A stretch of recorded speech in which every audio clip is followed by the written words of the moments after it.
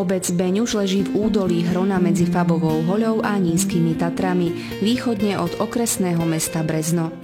Osadu založil Štefan V. zo Štajerska v roku 1272. Obyvateľstvo sa zaoberalo pltníctvom, drevorúbačstvom a uhliarstvom pre potreby nedalekých baní. K rozvoju obce prispela výstavba železničnej trate Brezno-Červená Skala.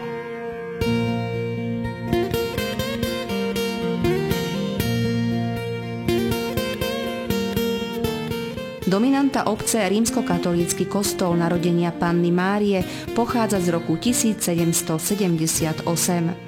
Vedľa neho stojí malá zvonica a dom smútku.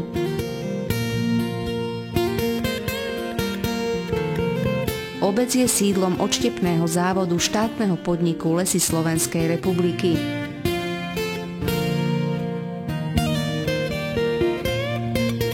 Je tiež východiskovým miestom zeleno značenej trasy, po ktorej sa dostanete cez vrch Beňuška s krásnou vyhliadkou až na hrebeň Nízkych Tatier. Beňuš je nositeľom ľudovej kultúry, či v podobe folklóru, krojov alebo zachovanej ľudovej architektúry.